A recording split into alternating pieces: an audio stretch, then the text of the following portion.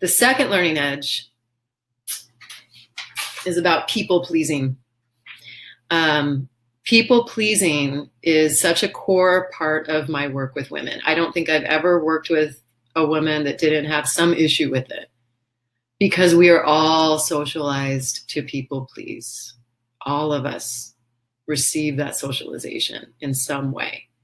And here's the thing about people pleasing that makes it so deeply problematic.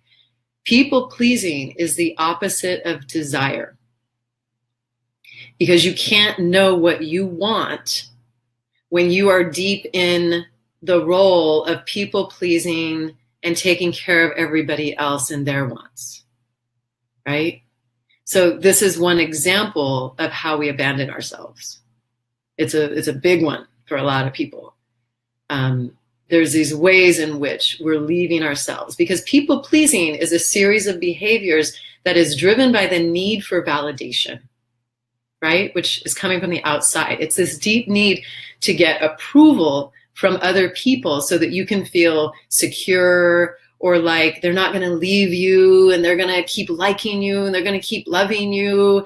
And often when a person does a lot of people pleasing, much of their self-confidence is tied up in it, because they don't know who they are without it. Like if they stopped doing that, if you stopped doing the people-pleasing behaviors that are so common that you probably don't even see them, who would you be, right? It becomes such a strong part of people's identity, right? That they're caretakers, or everybody likes her, she's so likable, or she's so helpful, right? Or it can be darker, where people are, they know you're going to say yes. And so they treat you like a doormat because they know you're going to say yes. And so they'll walk all over you, right? And that's a setup. It's a setup for you to be taken advantage of and manipulated to do what other people want, because they know they can manipulate you. And yet the people pleasing itself is a manipulation. And we have to be honest about that if we want to overcome it. Do you all get that? The people pleasing itself is a manipulation. I told you this was a learning edge, right? So my question for you are, what are some of the ways that you engage in people pleasing? Put your answers in the chat. I want to hear from you on this. People pleasing is almost universally taught to women. And this doesn't mean that other genders don't also engage in it, because they do. And women are really socialized this way. You've learned this behavior. And so I want you to ask yourself where you learned it. Did you learn it from your mother or your father or your aunties or your grandmother? Like, who in your family taught you that you need to take care of everybody but you? Or who in your world, in your orbit, taught you that? And did they actually tell you that, or did they teach you by example?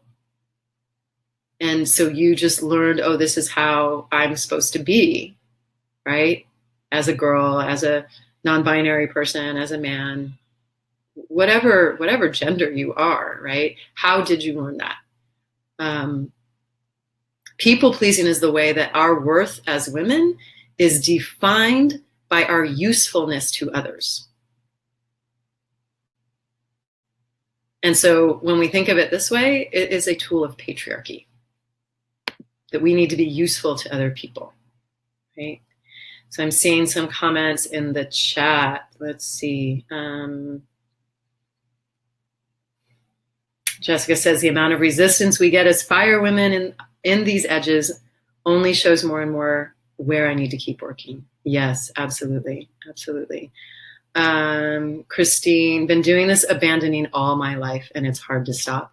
It's really hard to stop, and you can't stop if you don't become really aware of how you're doing it. So that's awesome that you're in that place of being able to figure that out. And I know you've been working on that, Christine. Having sex to keep him happy, even if I don't want to.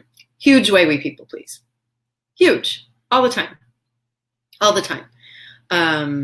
Having whatever kind of sexual activity that we don't want to have, because it's just going to make our partners feel better, or it's going to avoid a fight, or, whatever, fill in the blank of what the reason is. So many ways we do this. Definitely with family, learned from mom. Deferring choices, where to eat, what to do, to my male partner. My mom deferred to my dad. Pleasing men was the most important thing in life, says Anna. Yeah, yeah, right. It shows up in all those little things daily of how we're doing life. Not saying this is what I want, right? See, once again, that's a good example of how like people pleasing is the opposite of desire. If you're in making sure their needs get met and you take care of their desires, you're not getting yours met, right? Absolutely. Caring for everyone else at my own expense. The thought was if the man was happy, then the woman will be loved, right? Yeah, it's a tool. It's a bartering tool for love. I think a lot of us learned that. Absolutely.